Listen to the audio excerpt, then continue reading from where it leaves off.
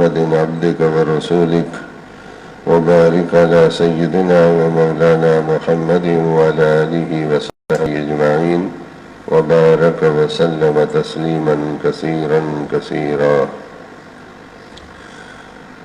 حضور نبی اکرم صلی اللہ علیہ وسلم کے پاس کچھ گوشت تو لا کر بتایا گیا کہ حضرت بریرہ کو کسی نے دیا ہے۔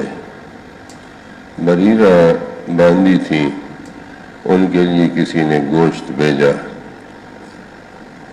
اور یہ گوشت صدقے کا تھا۔ اللہ کے نبی نے گھر میں آ کر پوچھا کچھ کھانے کو ہے؟ کہ نہیں، کچھ بھی نہیں ہے اللہ کے نبی۔ پوچھا گیا کہ وہ جو گوشت آیا تھا، کہ اللہ کے رسول وہ تو صدقے کا ہے نا، اور حضرت پاک تو صدقہ کھاتے نہیں، تو اس لیے کہا گیا کہ کچھ نہیں ہے۔ آپ نے فرمایا لَكِ صدقہ وَلَنَا ہدیہ، صدقہ تو اس کے لیے ہو گیا جس کو دیا گیا، اور ہمارے لیے تو ہدیہ، اگر وہ ہمیں آگے کھلائے گی تو۔ نقل کیا اس کو صحیح بخاری نے باب الصدقہ میں۔ یہ ایک مسئلہ ہے۔ مسئلہ یہ ہے کہ جب ملک بدل جاتی ہے مالک، تو اس کے بعد اس کی حیثیت بھی تبدیل ہو جاتی ہے۔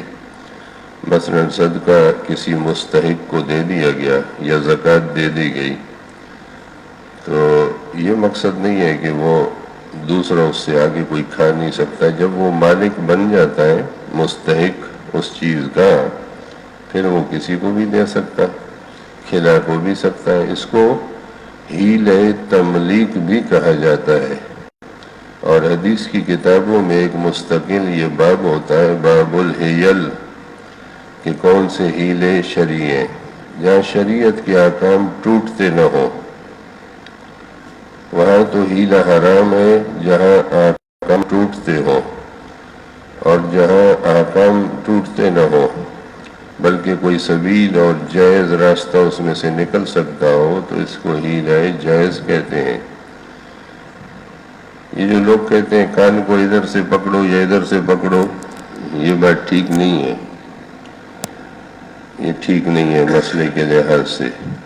یہ لوگ کہتے ہیں کہ اپنے لیے حلال کر لیتے ہیں دوسروں کے لیے، یہ بھی صحیح نہیں ہے، اس لیے کہ مسئلے کا جب پتہ ہو تو پھر اس چیز کو اس طرح استعمال کرنے سے وہ ٹھیک ہو جاتی ہے، ویسے وہ ٹھیک نہیں ہوتی۔ تو یہ ایک اہم باب ہے کہ جب کسی کو مالک بنا دیا جاتا ہے تو وہ اپنی مرضی سے آگے سید کو کھلائے، غیر سید کو کھلائے، کسی کو بھی کھلائے۔ اور نفلی صدقوں میں تو سرے سے یہ ہوتا بھی نہیں ہے۔ زکوٰۃ اور صدقات واجبہ جیسے فطرہ ہے، یہ کسی نے منت مان لی، یہ واجب کہلاتے ہیں نا، تو یہ سید کو اور مالدار کو یہ نہیں ہے۔ لیکن نفلی جو صدقات ہیں لوگ ویسے نکال لیتے ہیں اپنی جان مال کے لیے، تو وہ غنی کو بھی دے سکتے ہیں، وہ سید کو بھی دے سکتے ہیں، غیر سید کو، اس میں کوئی مسئلہ نہیں ہوتا۔ نفلی صدقے میں ویسے بھی گنجائش ہے۔ اچھا جی، تو کان کو ادھر سے پکڑو ادھر سے پکڑو۔ حضرت بریرہ رضی اللہ تعالیٰ عنہ ام المومنین سیدہ طیبہ طاہرہ عائشہ صدیقہ وصلوات اللہ وسلامہ علیہا کی خادمہ تھی بریرہ۔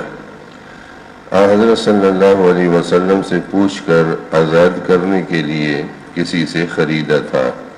غلاموں کو اور کنیزوں کو خرید کر آزاد کر دینا یہ بہت اجر و ثواب کا حامل ہے، تو ام المومنین نے اس لیے خریدا۔ جب خرید کر انہیں آزاد کر دیا گیا تو انہیں اختیار دیا گیا کہ اپنے شوہر کے پاس رہنا چاہیں تو رہیں، ورنہ نکاح ختم ہے۔ یہ طریق تھا باندیوں کے سلسلے میں۔ ان کے شوہر کا نام تھا مغیث، اور یہ بھی صحابی ہے رضی اللہ تعالیٰ عنہ۔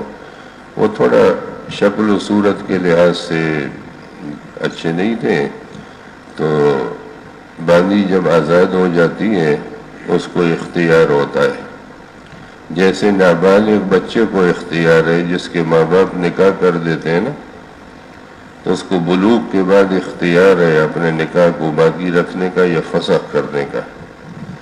باندی کو اختیار ہوا کہ وہ اپنے شوہر کے ساتھ رہنا چاہیں، انہوں نے کہا کہ نہیں، میں تو نہیں رہنا چاہتی، انکار کر دیا۔ اور مغیث رضی اللہ عنہ کہتے ہیں کہ بہت پریشان تھے، وہ روتے تھے۔ انہوں نے آ کر اللہ کے رسول سے درخواست کی کہ آپ بریرہ سے کہیں کہ وہ میرے ساتھ ہی رہیں، نکاح میں رہیں۔ اللہ کے نبی نے بریرہ سے فرمایا کہ اچھا ہو کہ اگر تم مغیث کے ساتھ ہی رہو۔ بریرہ نے کہا اللہ کے رسول، یہ آپ کا حکم ہے؟